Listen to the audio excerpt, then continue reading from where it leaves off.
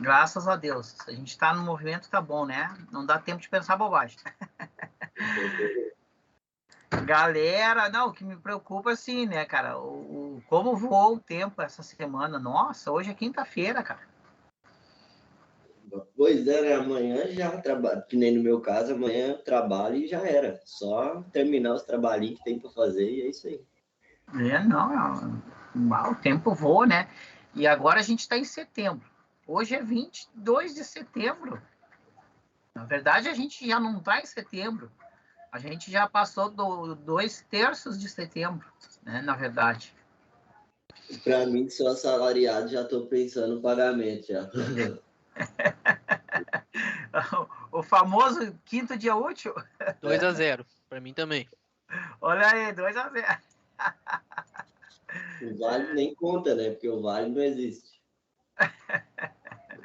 Pior, meu, vale é só um assopro. É um assopro, né, cara? Mas vamos lá, temos que estudar, né, cara? Temos que manter o ânimo, temos que estudar. Já é segundo semestre para alguns, né? Uns estão entrando agora, não dá nada. Temos que estudar, tocar para frente, né? E vai valer a pena, pode ter certeza, tá? Eu não posso reclamar, cara. Eu digo assim, ó, eu sou o cara que não posso reclamar. Né? Graças a Deus aí, porque eu tô agora em 3 projetos, mais a Uniaselv. Toma, não era o que tu queria? Toma. É o que eu queria, né? Lutei para isso, né? E graças a Deus, né, cara? Cada semestre que passa, o professor pega mais um projeto. Quando eu me formar, ele já vai estar com uns 10 projetos já. Não, cara. O pior é que apareceu um aí, mas eu não tenho como pegar mesmo. Não tenho, cara. Não tenho. Ah, não tem, daí não vou viver, né, cara? Daí não dá tempo pra mais nada mesmo, né? Não dá. Mas assim, ó, o que eu posso dizer pra vocês, cara, tem que se esforçar, tem que estudar, tem que dar soco depois, bater, se esforçar pra entrar na área. Depois que entrou, não sai mais, cara. Ô, professor, posso fazer uma pergunta? Boa noite primeiro, né? Sandrine. Isso. O senhor é freelancer, que pega os projetos para fazer, ou tu já presta para alguma empresa? Eu sou CLT. Entendeu? CLT. A empresa tem 5 projetos. Daí eles me contrataram para 2. Daí depois eles fizeram uma modificação, né? Uma modificação, me passaram para 3 projetos. Aquelas movimentações que nunca vem de graça, né? Não, mas eles sabem, né, cara? Eles sabem, ó, ele disse, ó, eu sei que tu tá em 2, já tá, né? Já tá enforcado, mas a gente precisa também que tu vá pro outro projeto aí, vai vir um a mais. E também a negociação foi boa, graças a Deus. Foi muito boa mesmo. Lá então, onde eu tô lá, eles terceirizaram toda a esteira. A gente pegou 2 fábricas, trabalhando com a Meta e com a Pipe. A gente usa 2 esteiras de desenvolvimento para acelerar projeto, porque, falando aí para quem está pensando em entrar no mercado, olha, tá carente. Tanto que lá eles optaram por desfazer o núcleo e terceirizar, porque precisava de muita gente para dar conta de acompanhar os projetos. Cara, desse lado aqui é a mesma coisa, cara. Tá uma loucura, cara. E assim, é o que eu digo pra gurizada, assim, ó. Cara, tu pode passar qualquer perrengue agora. E eu não tenho vergonha de dizer, cara. Eu, na época que eu tava me graduando, cara, muitas vezes eu não tinha a passagem do ônibus. E eu não faltava aula, porque era presencial, né? Sempre presencial, em 2015. Velho, eu fui de carona, fui a pé, voltei a pé, ia de ônibus, voltava a pé. Foi um perrengue. Velho, não me arrependo de nada do que eu fiz. Tá certo mesmo. Vale muito a pena a luta. Vale a pena mesmo. Vale muito a pena, sabe? E o mercado tá carente e também a satisfação, né, cara? O que eu acho o mais interessante, o mais importante é tu te realizar. Claro, imagina tu ver uma coisa ali que tu botou a mão, se dedicou e, tipo, resolveu o problema, criou coisa, ver funcionando ali, poxa, acho que não tem dinheiro que pague isso aí, né? tu tem reconhecimento na área, né? Depois tu começa a fazer, tu vê, como tu falou, tu vê o teu projeto, tu vê, eu fiz essa interface que o pessoal tá usando aí e tal, né? Tu leva muita coisa, muito bom isso aí, senhor. É uma percepção de isso, inclusive a psicologia explica, né? É percepção de criador que eles chamam. E é muito gratificante, tá? Agora é o seguinte, tá? Graduar é uma etapa. E continuar estudando, se aperfeiçoando sempre, na nossa área. Aquela velha frase, só aquela palavra, né? Desenvolva-se. Desenvolva-se. Porque é bem complicado, né, cara? Tu vai dormir, quando tu acorda, os caras criaram outra linguagem de programação, foi lançada mais 5 bibliotecas JavaScript, tem nova biblioteca em Python, o Node tem outro filho. Ou pior, né? Um bug para descobrir de onde é que é. É uma loucura, né? Então é o seguinte, né? Para quem está chegando hoje, eu creio que todos já são da turma, ou, claro, eu tenho que perguntar, né? Um momento de acolhimento, temos alguém que está chegando hoje? Essa é a minha terceira aula. Então, perfeito. Com licença, eu estou chegando hoje, prazer. Seja bem-vindo, qual é o seu nome? Guilherme Ramos. Seja muito bem-vindo, Guilherme. Muito Professor obrigado. Jefferson. Prazer, Jefferson, estou ansioso aí. Tá, que bom, cara, que bom que tu tá aqui com a gente, cara. Tá? É isso aí, cara, que bom que tu tá aqui com a gente aí, tá? Sempre tem, né, alguém chegando, né, porque o curso é cíclico, né? Deixa eu ver aqui, 2022, cara. Deixa eu só ver aqui.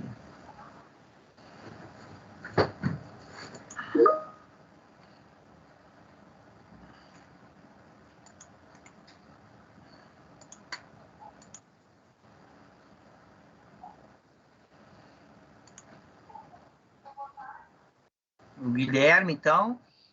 Temos mais alguém além do Guilherme, ou todos já são de casa, né? Tranquilo.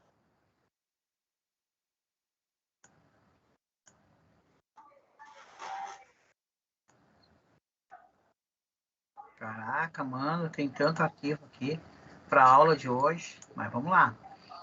Seguinte, galera, eu vou fazer o seguinte, tá?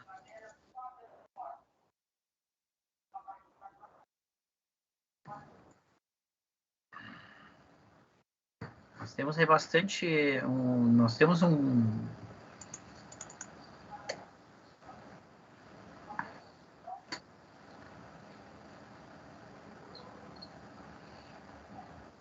Nossa, eu tô só pegando aqui um arquivo aqui e nós já vamos lá.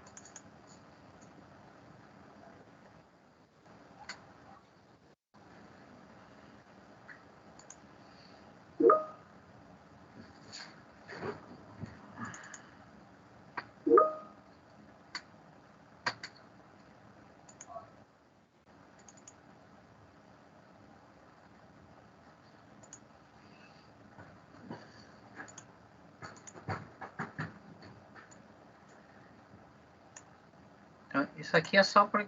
Vamos lá, então. Tá, pronto aqui.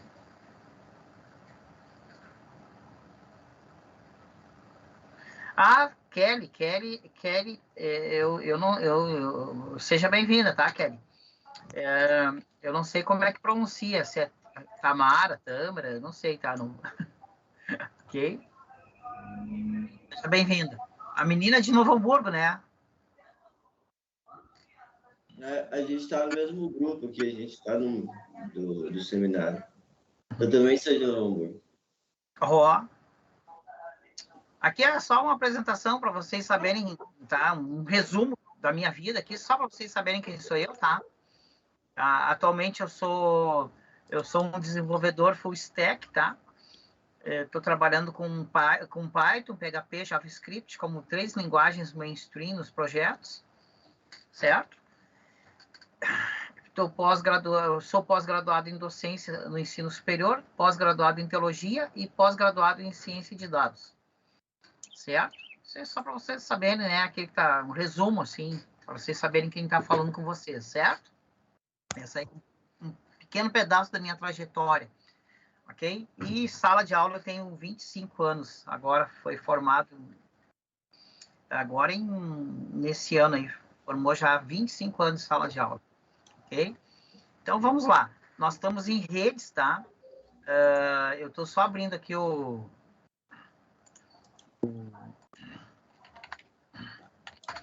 Vocês viram? Hoje o professor está até lento, né, cara? Está em câmera lenta hoje, professor. Mas vocês que estão entrando hoje, ou semana passada, não se preocupem, né? O curso é cíclico, né? Depois vocês terão novamente essas matérias que a turma já fez, tá? Pode ficar tranquilo. Uma outra coisa, tá? Que é importante, todo mundo estar, tá? No nosso grupo do WhatsApp da turma, né? Então, ali a gente está colocando notícias e tal, né? E falando sobre o curso e cursos e opiniões da matéria, né? Ali é tudo sobre a matéria, então livros, sugestões. Então o grupo do WhatsApp é muito importante vocês estarem inscritos ali, tá? E eu também coloco, tá?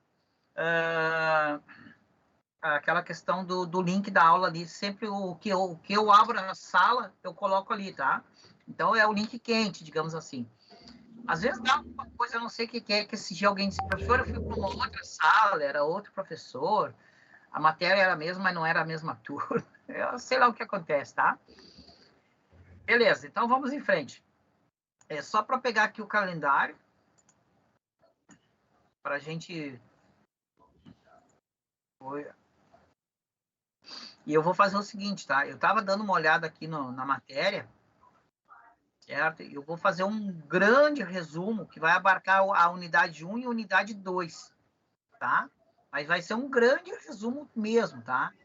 Um resumo enorme aqui que eu tenho preparado e vai pegar uma revisão da 1 e a 2. E daí a aula que vem a gente vê a última, né? Que é a 3. Certo? Deixa eu só pegar aqui o calendário. Hoje é...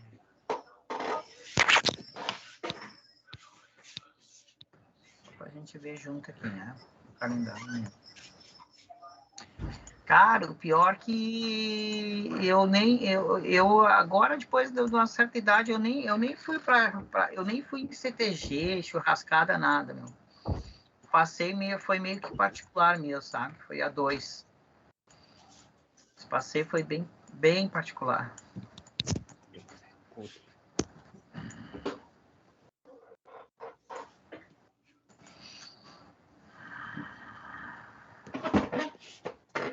Então tá aí, ó.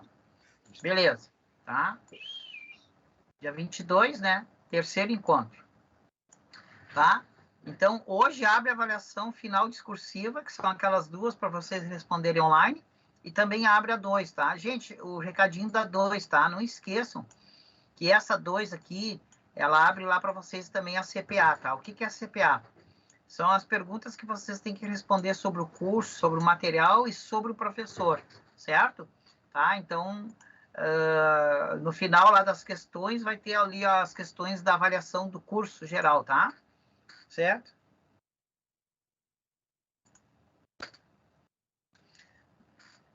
Então, nós vamos lá.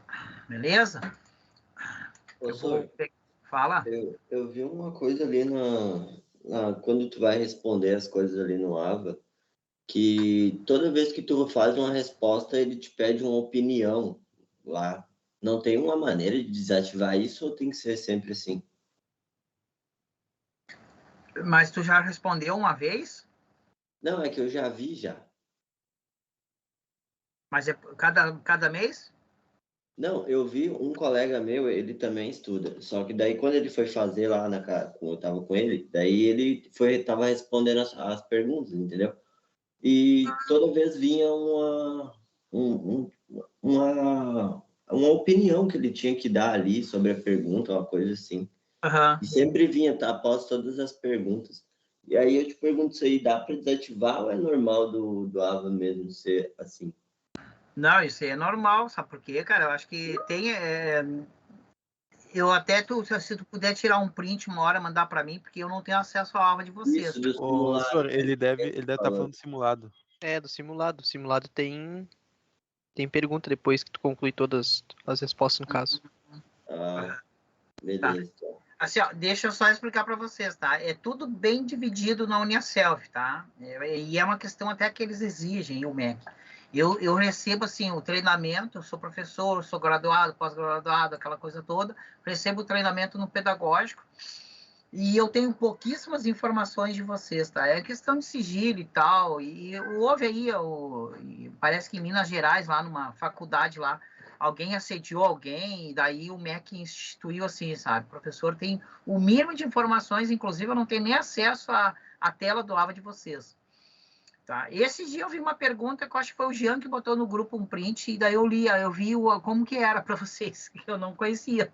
Tá? Então é tudo bem dividido, eu sou focado só no pedagógico, só na aula mesmo. Então quando vocês tiver qualquer coisa, pode até tirar o print e mandar para mim, não tem problema, tá? Mas só para vocês saberem, tá? Eu tenho o mínimo de acesso de informações mesmo do AVA de vocês. Certo? Vamos lá, então. Redes, então, tá? Então, como eu disse para vocês, vai ter um resumo aqui da unidade 1 e da unidade 2, tá? Vai ser grande a história. Deixa eu só pegar o arquivo aqui. Mas é um resumo aqui que eu vi hoje, eu revi a unidade 1, a unidade 2, eu disse, esse resumo aqui tá perfeito. Vai pegar muita coisa. Deixa eu só abrir ele aqui. Eu quero ver como é que ele vai carregar isso aqui.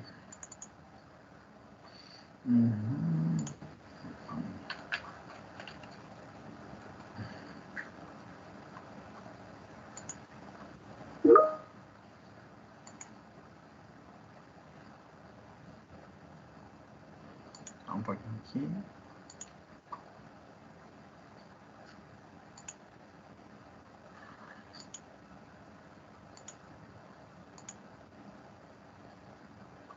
Rapaz, tem arquivo, meu. Tá aqui, é isso, esse aqui. Vamos lá, então. Deixa ele só carregar aqui, ó.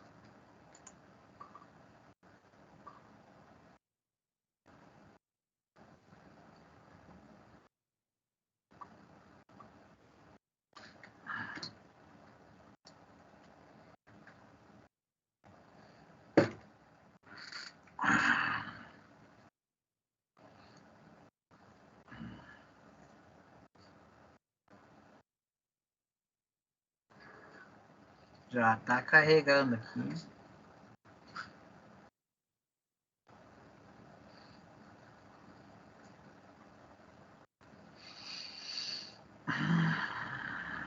Então tá, fundamentos de rede de computadores, tá? Esse aqui é um resumo bem da unidade 1 e 2, tá? E ele pega bastante coisa. E daí na aula que vem a gente foca na 3, certo? Então é o seguinte, a internet, tá? Era sem forma e vazia, tá? Então a internet, ela surge no pós-guerra, tá? E ela surge com o primeiro nome dela de ARPANET, tá? Então, isso lá pela década de 40 começa esses estudos, já depois no pós-guerra ali. Por que isso? Eles viram que eles não bastava ter apenas só armas em campo de batalha, mas também tinham que vencer a guerra em todos os campos, inclusive na tecnologia, na ciência, certo? Então, o primeiro investimento para fazer a intercomunicação entre computadores surge com o apoio do exército americano, né? A DARPA, que é um pedaço do exército que investe em ciência. E daí, por isso que surge a DARPA, da DARPA surge a ARPANET, tá? Então, o primeiro motivo mesmo de ligação entre computadores foi militar, tá? Desse período já surge o primeiro protocolo estudo, tá? O Wi-Fi, certo? Só que vai se popularizar 50 anos depois, lá pela década de 90 começa a popularização do Wi-Fi, mas a rede Lamar foi a criadora do Wi-Fi já também nesse período aí. Os caras começam os estudos de interconectar computadores por cabeamento, e a rede Lamar, então, ela escreveu um protocolo lá, digamos assim, de um sinal invisível, que não precisava um cabeamento, era uma onda invisível, tá? E ela, então, depois recebeu todo o crédito, o mérito, como a primeira pessoa que desenvolveu esse estudo, tá? E ela era atriz, cara. Essa mulher, ela era atriz, tá? Então, ela conta lá na biografia dela que ela desenvolveu esse protocolo Wi-Fi nas madrugadas de insônia dela.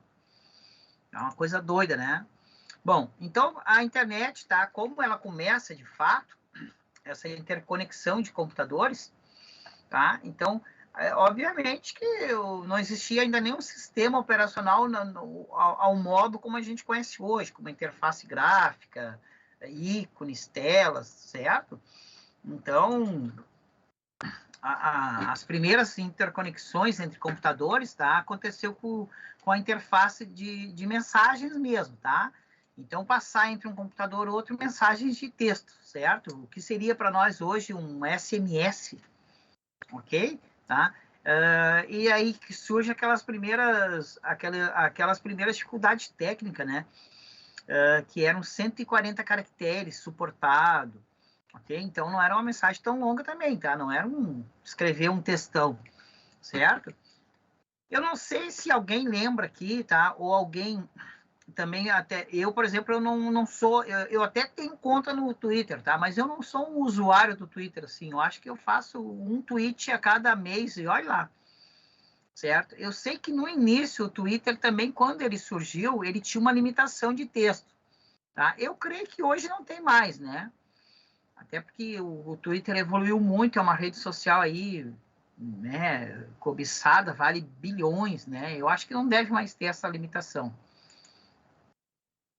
Ainda possui uma limitação de texto senhor, nas publicações. Se eu não me engano, são 128 caracteres, o máximo que é permitido por publicação. Muito obrigado, cara. Valeu mesmo, tá? Para tu ter uma ideia, tá? Eu tenho uma conta. eu vou ter que recuperar essa conta aí, né? Uma hora dessas aí.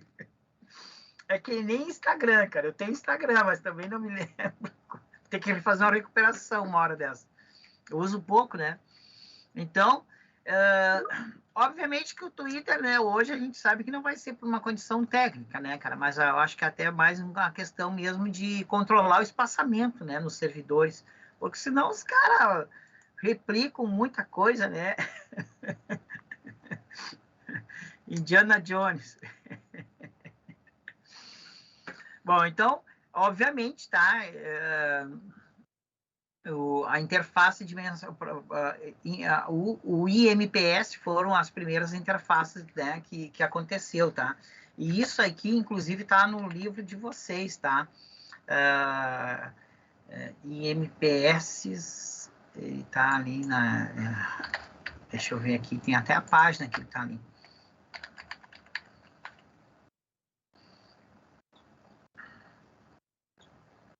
Depois eu vou achar a página aqui e já boto ali para vocês, tá? Bom, tocando em frente. Tá? Bom, então, surge a ARPANET, tá? Essa primeira internet, essa primeira interconexão de computadores, tá? Depois de um tempo, lá pela década de 60 para a década de 70, assim, tá? Ela é dividida, tá? Ela se divide, então ela vai ter uma parte que vai se chamar MILNET, que vai ficar exclusivamente para o exército, meio militar em geral, ok? E surge de fato, tá? Uma outra ramificação da ARPANET para a rede civil, para os usuários comuns, digamos assim. Essa primeira rede civil, tá? Na verdade, ela vem para as universidades e só depois vai chegar ao grande público mesmo, tá? Então, a primeira rede civil foi digamos assim, feita a manutenção, explorada e evoluída pela Bell, tá? A Bell, o que também vocês podem ver em algum lugar escrito assim, ATT, que é a Bell de Graham Bell mesmo, o cara que criou o telefone, certo? Então, a primeira rede mesmo de internet para as pessoas através da Bell, tá? Que é o ATT. E é a primeira companhia telefônica do mundo, tá? Fundada por Graham Bell, o criador do telefone, certo? Tá? Então, aí a gente vê que, então, essa intimidade, essa proximidade de internet com o telefone, certo? Por esse motivo aí, ok? A primeira companhia mesmo a vender para as pessoas os pacotes de internet foi a AOL, tá? América Online, tá? E no Brasil ela tem uma filial, uma representante, tá? Uma ramificação que é o UOL, ok? Então isso é o início, tá? É a história, tá? O embrião. Então nós tivemos o Alohanet, tá? Que foi uma rede de micro-ondas via rádio que interligava as ilhas do Havaí com o continente, tá? Depois nós tivemos a Telenet, tá? Então que começa já os pacotes comerciais, certo? Tá? Depois vem a Tainet e a Transpac, tá? A rede de comutação de pacotes na França, tá? Então, a gente depois até vai falar nos protocolos. A gente vai ter uma rede francesa que também começa a crescer muito, tá? Então, é o seguinte, nós estamos tendo um desenvolvimento da Aloha e do Telnet na América e na Europa a Transpac, tá? Mas daí depois os caras conseguem unir esse protocolo num comum só e daí, de fato, a rede se transforma global, porque fala o mesmo protocolo, a mesma linguagem, certo? Então, ela vai crescendo, né? Começa a crescer, começa a ter o desempenho. Eles tinham muito medo no início, tá? Se a internet, assim, as pessoas iam ter o interesse em usar a internet, tá? Então, eles tinham, assim... Os números eram muito módicos. Se a gente conseguir 50 mil habitantes, a gente consegue manter a conexão, certo? Em Nova York, no ano, digamos assim. Tá? Daí, se a gente conseguir mais 50 mil no norte da América, né? Lá no norte, né? A gente consegue manter também e consegue investimento para continuar mantendo. Mas só que quando eles lançaram, de fato, a internet para as pessoas, tá? Eles nem conseguiram 50 mil pessoas. Tá? Eles já conseguiram 1 milhão de interessados no início. Então, eles já viram, né, que o impacto foi muitas vezes do que eles pensavam. As pessoas tinham, de fato, interesse em internet, certo? Então, era uma coisa que eles iam conseguir investir o dinheiro, manter e pegar parte do investimento e evoluir, certo? Tá? Então, começa o número de pequenas redes, né, crescia cada vez mais, apresentado por Robert Malkoff, os princípios de uma rede local, que é a Ethernet, né, que mais tarde, né, originaria as LANs de curta distância, certo? Então, a gente viu também essa Ethernet, vem escrito no computador, vem a plaquinha, vem tudo, que é aquela conexão que já tem ali dentro. Tá? Então, eles tinham muito medo, tá? Bom, o Roy Thomson é o cara que foi o responsável, então, em modificar o algoritmo que fazia aquele IMPS, que era o arquivo de texto, e ele conseguiu transformar isso, de fato, num e-mail, como a gente conhece hoje, tá? Claro que ainda não era as interfaces gráficas, mas já era possível tu anexar texto, ok? Anexar outras coisas, não só a mensagem de texto, certo? Tá? Então, o Roy Thomson é o pai do e-mail. Tá? Então, ele também pegou ali uma ramificação da ARPANET ainda em 71, tá? E acabou desenvolvendo, então, aprimorando o e-mail, certo? Inclusive, né, ele é o pai do arroba, tá? Não existia. Na verdade, tu mandava assim, ó, uma mensagem de uma máquina para uma máquina. E qual é a necessidade do arroba? Tá? Então, por exemplo, aqui, né, nós temos ali o Mateus ali, tá? Então, o que significa? Mateus, @gmail. Então, Gmail é o servidor. Mateus, digamos assim, é um espaço dentro desse servidor. Então, o arroba identifica, tá? O servidor é tal. Dentro do servidor, tu vai procurar essa pasta, digamos assim, o conteúdo de Mateus isolado dos demais. Então, aí foi a evolução do e-mail, né? Então, não era mais só entre as máquinas, mas tu podia ter diversas, trazendo assim para uma linguagem de Windows, digamos assim, seriam as pastinhas, cada pastinha com um nome. Então, quando tu chega lá naquele grande diretório, para ele pegar e saber que é a pastinha do Mateus, aquele arroba, então, né, é um endereçamento. Então, Mateus, qual é o servidor? Então, ele sabe que o servidor é tal, e por aquele arroba ele sabe qual a pastinha que ele tinha que botar aquela mensagem lá dentro, tá? Exatamente, tá? E traduzindo, fulano no servidor tal, é isso aí, tá? Então, o arroba foi essa invenção, e daí começa a nascer também os anexos, tá? O Roy Thomson fez várias implementações. obviamente, tá, que no fim da década de 70, nós sabemos que vai surgir depois, né, as interfaces gráficas, né, e tudo vai modificar, né, obviamente. Isso aqui é o início, tá? Mas já foi a base do que ele escreveu naquele algoritmo e depois foi atualizado para modo gráfico. Esse, então, é o Windsurf, tá? O Windsurf, tá? Ele é o cara, então, que conseguiu, digamos assim, ele e o Robert Kahn, certo? São dois envolvidos no aprimoramento, tá? da internet. Eles são os caras que conseguiram estabelecer o protocolo comum. Né? O protocolo é a combinação, como as máquinas vão falar, e esse protocolo, então, que eles criaram, o TCP e o IP, certo? O TCP, nós vamos ver depois o que é TCP e o que é IP aqui nos slides, tá? Não se preocupe. Então, eles conseguiram unir no mundo todo os fabricantes, tá? E ter um único protocolo. Então, sai aquele Transpac da Europa, vai sair todos aqueles lá. Então, a rede, de fato, não vai mais ser só local, mas ela vai conseguir ser web, né? O global, tá? Porque as máquinas vão ser, então, produzidas e aquela peça de conexão de rede vai estar no mesmo protocolo.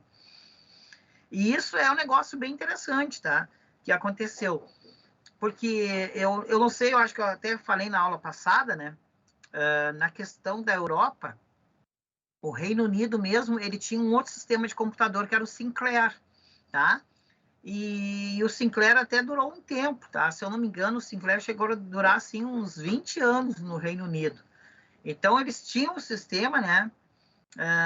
Eles tinham um sistema de computação diferente do mundo todo, digamos assim. Daí até depois, sim, que foi adotado o Windows e os demais que eram popular, e o Sinclair acabou sendo história, né? Parte da história, do passado, né? Certo? E o cara até que criou o Sinclair existe até hoje, tá?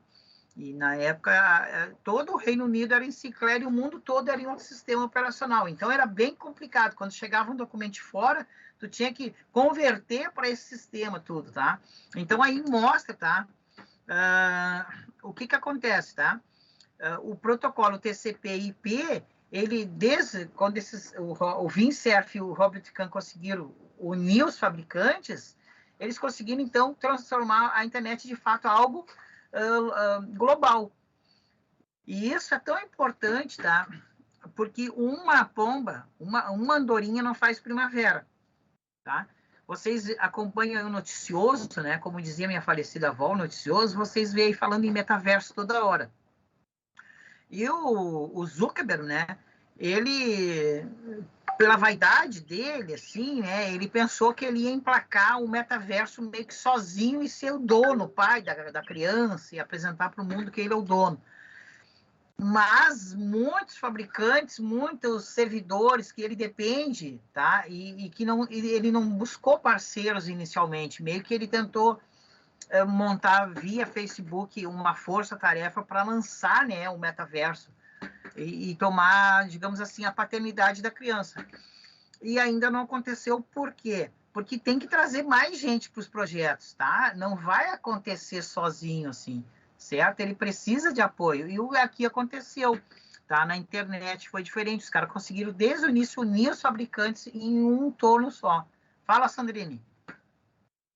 É que assim, professor, vou fazer uma comparação aqui meio infantil, mas que se for parar para lembrar do conceito de metaverso, o Terra tinha lançado o Rabu, não sei quem lembra, há 1400 anos que simulava o metaverso. Você criava um avatar e saía andando ali, comprava roupa, tudo. Não sei quem chegou a pegar isso aí, mas isso era guri da época que tinha. E o Facebook era mais Space ainda, não era eu não sei se o Facebook não era amplamente divulgado, mas só para contribuir aí, se ele for querer pegar essa patente, ele vai ter que brigar com muita gente ali. Eu jogava na época. E o Second Life? Alguém jogou Second Life? Alguém usou Second Life? Bem lembrado também. Eu sou bem novo, relativamente, eu tenho 21, mas eu peguei o rabo também na época Eu já estava no finalzinho dele já também, só que agora está na moda também o RP, que eles chamam, que daí eles usam o GTA como plataforma. E funciona da mesma maneira, tu cria um personagem, toda uma história e vive ali. Inclusive, tem até uns servidores de RP no GTA que são patrocinados por iFood, alguns restaurantes também, que daí, por exemplo, tu cria teu personagem e tu trabalha no iFood dentro desse servidor e tu ganha dinheiro de verdade para fazer iFood dentro Já vi desse vídeo servidor. também disso aí falando. Pior que é verdade. Tá, mas o Rabu não existe mais? Descontinuou? Eu acho. Não sei se existe ainda, mas faz muito tempo que eu não vejo falar sobre. Lançaram uma versão nova dele recentemente. Deixa eu. Cara, até vou ver aqui. Rabu. Se. O Rabu. Não, é como o Sandrine diz, o link tá tudo aqui, ó. Existe, entre grátis, tal. Existe ainda. Depois vou dar uma olhada. Valeu, Sandrine. Tinha esquecido do Rabu, viu? Cara, por isso que eu gosto da aula ao vivo, né, cara? A aula ao vivo é outra coisa, né, cara? O aluno intervém, traz, é outra coisa, né? Certo? Então é o seguinte, ó. É como tu falou, Sandrine. O Face, ele tem dinheiro, tudo bem, né, cara? Eles têm dinheiro, tá? Os caras nadam em dinheiro. Só que sozinho, velho, uma andorinha não faz a primavera. Pode falar, Patrick. Só voltando no assunto, desculpa ter cortado, senhor. Não, capaz. Uma parte engraçada da aula. Eu pegava o celular da minha avó e do meu avô e na época dava pra comprar diamante por SMS. Chegava no final do mês, cadê meus créditos? Gastaram? Tava lá cheio de diamante no Rabu. Que loucura, hein? Ô, velho, tu cuida aí, hein? Os caras estão gravando a aula aí, hein? Você pode ser usado contra ti no futuro. Então é o seguinte, tá? Assim, ó, é um mundo, é um globo, é muito grande, tá? O que depende? Os servidores. Cara, tu acha que os servidores, assim, pela cor dos olhos do Zuckerberg e pela vaidade deles, os caras vão modificar a tecnologia deles para favorecer a meta? Não, cara. Tá? Eu trabalho como desenvolvedor web, cara. Eu trabalho desenvolvendo web há 26 anos. Eu estou na web há 26 anos. Cara, quantas hospedagens eu já aluguei? Eu trabalho hoje com a AWS, com a Azure, mas eu trabalho com outras, o Hotel da Web, Local Web, Hostinger. Cara, eu trabalho com muitas, tá? Os caras têm uma infraestrutura, tem um data center. E isso custa dinheiro, cara. Custa muito dinheiro. Vai num data center mesmo, isso custa muito dinheiro. É um investimento muito grande para tu ter um data center. Daí o seguinte, para tu fazer o metaverso como o Zuckerberg quer, vai ter que fazer algumas modificações também no servidor. Outra coisa, o óculos, ele acha que todo mundo assim tem $3.000. Tem $3.000, assim, todo mundo acha de graça para comprar o óculos que ele quer. Então não é bem assim. Vai ter que trazer os fabricantes, vai ter que negociar com os servidores, tá? E também tem que ver, né, cara, o interesse. Claro, tem interesse, é interessante ler. Mas daí tu vê aí, ó, o Rabu, o Second Life, os caras, eles não fazem modificação no servidor, eles usam uma tecnologia, mas a tecnologia é inferior, é par, é não sei o quê, não tem realismo. Mas o pessoal usa, entendeu, cara, tá? E daí é o seguinte, ó, quem é que ele vai ter que atrair para esse metaverso também, né? Gente que possa patrocinar, certo? Pode falar, Sandrine.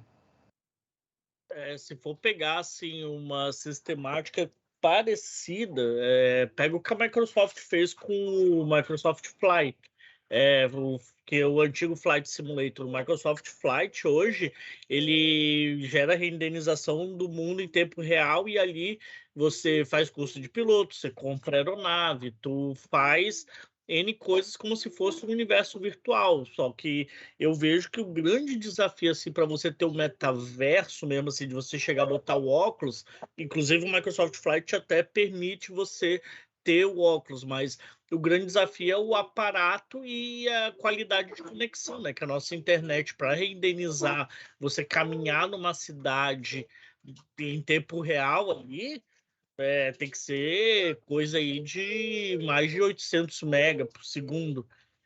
Coisa que ele vai ter que ter um puta mapeamento geográfico para carregar isso.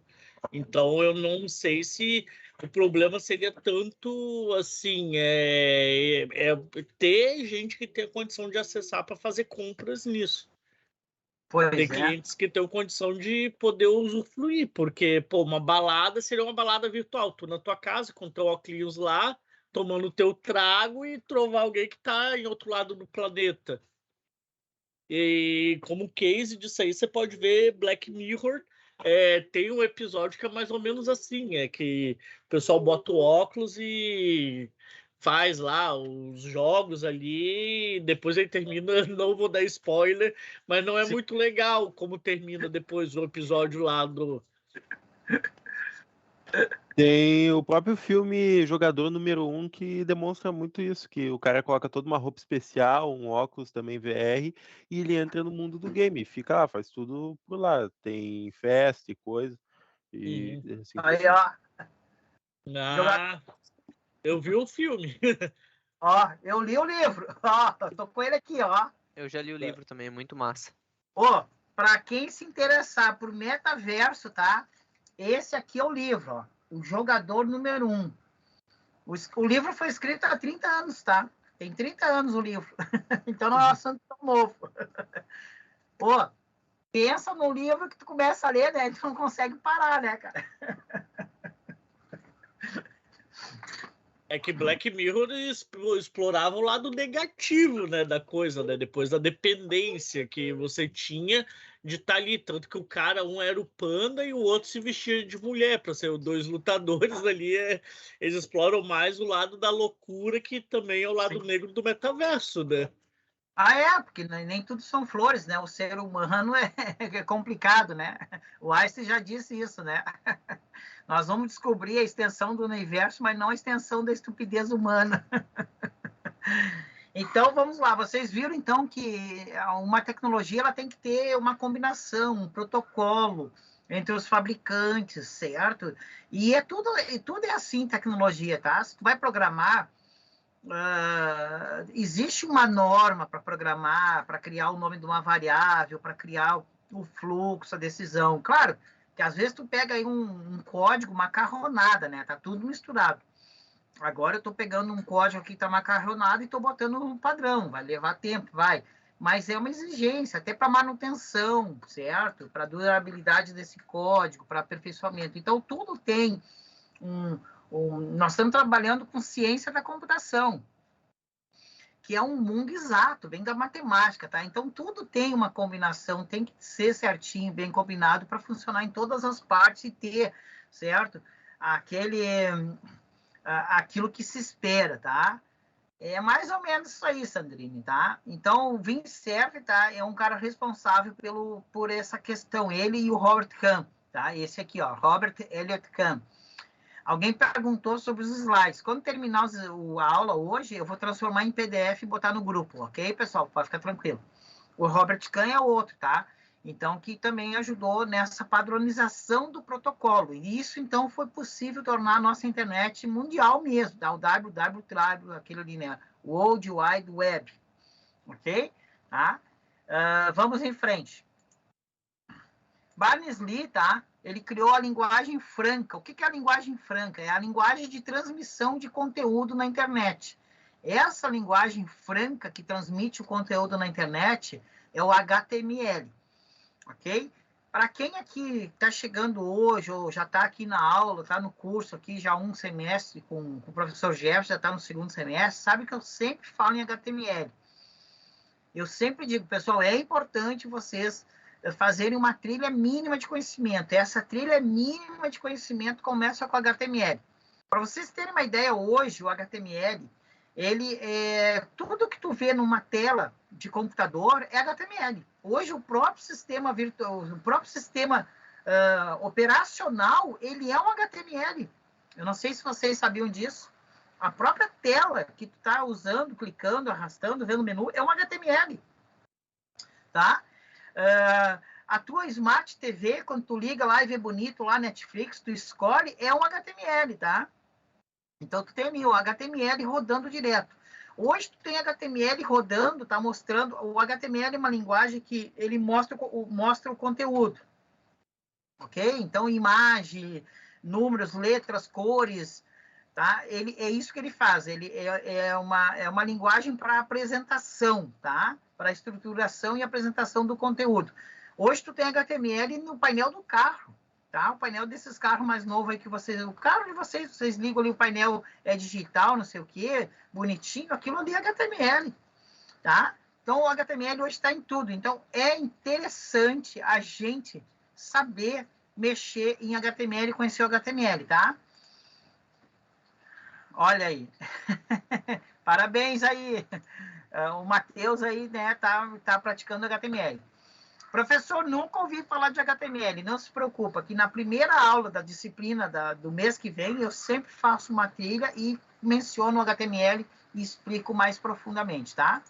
Bom, esse aqui é o Berners-Lee, tá? O criador dessa linguagem, então, que é possível levar a mensagem, tá? Entre os navegadores, na rede. Então, a rede, nós vamos ver depois ali, é um conjunto de servidores interligado, o conteúdo está dentro desses servidores em formato HTML. Então, quando solicita alguma coisa lá, um endereço na internet, está vindo um documento HTML para o teu computador, na verdade.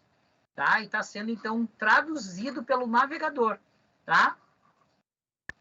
E esse aí é o Tim Berners-Lee, tá? O criador do HTML. Obviamente, tá? Que ele não foi o único cara que estudou HTML, mas digamos assim que ele chegou no resultado satisfatório, favorável, que se precisava, tá? E ele, então, ganhou todo o louro da fama, tal, e ele também existe até hoje, tá? E eu sou fã desse cara, tá? Eu já queria até escrever uma carta pro Vaticano para canonizar esse cara aí já em vida, né? Tem que canonizar um, já canoniza isso aí. Tá? O Timothy John Berners-Lee, certo? Ele é, se eu não me engano, ele é escocês, tá? Ele é britânico, mas nasceu na Escócia, certo? Então, esse cara, tudo que tu vê, tá? Tudo que tu vê de conteúdo, de imagem, tu clica um botão, isso é montado pelo HTML. Obviamente, como o colega botou ali, não é só o HTML puro, tá? Nós temos o HTML, o CSS e o JavaScript, não se preocupem. Fala, Sandrine. Hoje, mas aí me surgiu uma dúvida, professor. Ele criou a web, mas e o DNS? Quando que ele surgiu? Assim, porque... Nós vamos chegar lá. Me deu uma dúvida ali, porque a web, seu DNS, não... Não.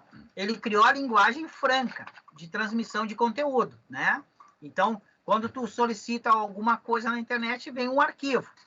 Esse arquivo vem em formato HTML. Sim. Tá? E essa linguagem, então, o HTML hoje é uma linguagem padrão em 98% dos displays do mundo. Quer dizer, é um número absurdo de grande, né? Tá? Para tu ter uma ideia, o sistema operacional hoje, tá? Na verdade, ele é um HTML e um CSS. Tá? Eu trabalho com Ubuntu, tem uma pasta do Ubuntu lá protegida, que tu, como root, tu consegue entrar e tu edita o HTML e o CSS do sistema. Loucura, né? Claro que tem que ter responsabilidade, senão tu buga tudo, né? Então é o seguinte, os modelos de referência, tá? O que é o modelo de referência, tá? Então, para toda essa questão de protocolo, tá? Existe a ISO, que é a Organização Internacional de Padrões, tá? Então, eles fizeram um primeiro modelo, então, tá? Para a internet, tá? Esse primeiro modelo a gente chama de referência OSI, tá? Certo? Foi o primeiro modelo com a ideia de realizar a padronização dessas comunicações entre hosts. O que são hosts? Hosts são servidores. Ok? Depois vai ter um desenho dele ali bem bonitinho para vocês. A principal função, tá, é realizar o tratamento das conexões, tá, de sistemas abertos, ou seja, sistemas que estão conectados e disponíveis para realizar a transmissão dos dados. Ok? Então, o que é o sistema aberto? Isso é importante, tá? É um sistema, tá, que está conectado e disponível para a realização, tá, de transmissão de dados, ok? O modelo foi dividido em camadas. certo? Então, agora nós vamos ver as camadas, ok? Então, o que é essas camadas, professor? Por exemplo, vocês estão recebendo agora a transmissão da aula, ok? Vocês estão vendo, na verdade, a gente vê uma coisa só, mas tudo são camadas, tá? Eu tô com a webcam aqui aberta, né? Não sei se vocês perceberam, né, no meu novo visual, certo? Tô com um novo visual, né? Tá? Então, esse movimento, a webcam, tem um canal de transmissão que está levando, certo? A tela que vocês têm, o aplicativo, é um outro canal. Existem vários canais, digamos assim, várias camadas ao mesmo tempo trabalhando em conjunto para vocês receberem essa aula. E tudo na internet é assim. São várias camadas, mas como a gente está de frente, como se as camadas estivessem sobrepostas, fossem transparentes, a gente olhando uma coisa só, a gente vê só uma coisa, olhando de longe. Mas se a gente chegasse ali e começasse a ver as camadas, a gente ia ver que tem várias camadas a coisa toda, tá?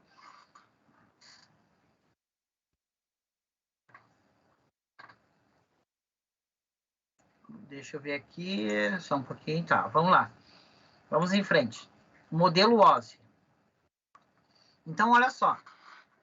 Modelo de referência OSI, tá? O modelo de referência OSI, deixa só, porque às vezes o pessoal pega aqui, me pergunta, professora, onde está isso no livro? Tá? Está na página 55. Tá?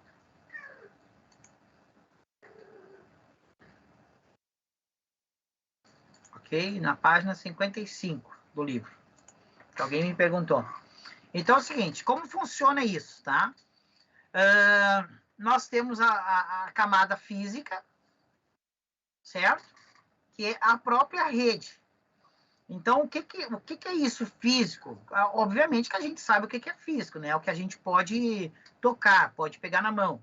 Então, aqui a gente pode dizer que é o roteador, é o modem, é o cabo RJ45, ok? Certo? Então, nós temos o físico. Essa é uma parte mais fácil de ver, porque é o hardware da coisa. Então, a camada de física aqui, ó, a rede em si, tá? Ela tem a camada física, a camada de enlace e a camada de rede. A quarta camada em si é a camada de transporte. Então, essas três primeiras aqui, praticamente, elas vão preparar a transmissão. E depois, a quarta em diante é que vai levar esse pacote à frente. O que é esse pacote? É o conteúdo que tu está recebendo ou enviando pela internet, porque é um sistema aberto. Sistema de transmissão, ok? Depois, nós temos a camada de sessão, uma camada de apresentação e a camada de aplicação, ok? Então, nós temos a rede e a aplicação em si. Então, as três primeiras camadas aqui são a rede e as três últimas lá de cima é a camada de aplicação. Esse é o modelo OSI. Ah, professor, não entendi nada. Calma que nós vamos ver um por um e tentar compreender isso, certo? Então, uma transmissão pela internet não é uma coisa só assim indo e foi, tá? Existem diversas camadas, processos acontecendo simultaneamente, ok? E a gente vê isso numa única tela. Então, a gente pensa que é uma única coisa, mas, na verdade, existem camadas. E é assim tudo, até na programação.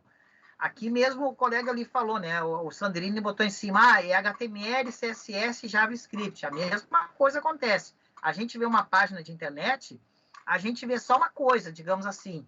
Mas como desenvolvedor, a gente sabe que existe várias camadas ali sobrepostas montando aquela tela, ok? O usuário comum não precisa saber disso. Mas nós que estamos estudando e somos desenvolvedores, estamos a caminho, nós temos que começar a compreender isso. Inclusive, compreender, abstrair as camadas na aplicação e, em forma geral, no desenvolvimento, no nosso dia a dia, vai nos ajudar a compreender o mundo que nós estamos inseridos, certo? Tá? Começar a compreender as camadas, e tudo, na verdade, em tecnologia, existe camadas, a gente já começa a compreender melhor. Vamos em frente. Tá? Então, host, olha só, o que é host?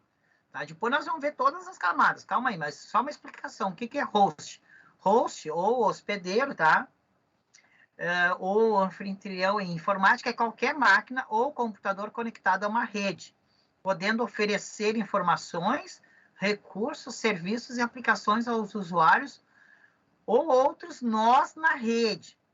É responsável por implementar a estrutura da camada de rede de endereçamento, tá? Então, olha só, é muito importante, né? A gente saber o que é host, tá? É uma máquina. Então, sempre que tu solicita uma aplicação, na verdade, tu está solicitando a um host. Essa aplicação, essa informação, em algum lugar ela tem que estar disponível para ti, tá? Então, pela internet, sem saber, tu não precisa saber disso. Ok? Depois nós vamos ver isso aqui. Quem é que faz essa mágica? Como é que sabe aonde está? É o DNS, tá? Mas depois nós vamos ver isso aí. Calma aí, tá? Então, ele acaba indo lá e trazendo aquilo para ti. Só que, olha só, tudo é camada, tá? Digamos assim, ó, muitas vezes tu pode estar numa página de internet lendo o texto e vendo um vídeo. O texto, ele pode estar vindo de um servidor e o vídeo pode estar vindo de outro servidor. Mas como está colocado na tua frente, tu vê uma única coisa, mas ele está em camadas também, tá? Então, muitas vezes tu não vai estar recebendo de um único servidor as coisas. Vamos em frente. Camada física. A primeira camada. A camada física é responsável pela gerência física da conexão. Dessa maneira, tá? Ela determina a quantidade de pinos existente dentro de um conector. Por exemplo, o RJ45. E realiza a padronização dessa conexão de tal maneira, né, que chega a indicar e determinar a finalidade de cada um dos pinos existentes nos conectores. É nessa camada que se inicia a conexão entre hosts distintos, ou seja, a validação do meio físico que será utilizada para a transmissão dos dados, né? Ok? Esta camada é responsável pela sincronização inicial e final de todas as conexões estabelecidas, tá? Quando vocês precisarem mexer nela, chame o Luiz. O Luiz gosta de limpar ela, tá? Exatamente, né? Exatamente, é isso aí, tá? Então, essa parte física, eu acho que até é mais conhecida, né? Quem de nós aqui nunca viu, né? Esse fiozinho azul, né? Aí em qualquer lugar, né? Aqui mesmo, tá?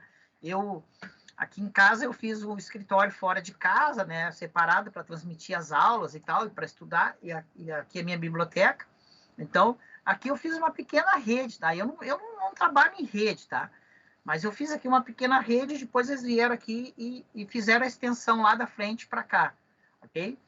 Certo? Mas essa aqui é que todo mundo conhece, né, cara? Qualquer criança se vê um cabo desse e diz, a TENET, é a internet, isso mesmo, tá? Então, aquela camada OSI física começa aqui, ok? Beleza. Nós vamos parar aqui e depois nós vamos continuar daqui, tá? Nós vamos para o nosso intervalo de 15 minutos, certo? Para tomar o chimarrão, fazer o chimarrão, tomar o cafezinho e a gente volta em 15 minutos, certo? Até mais.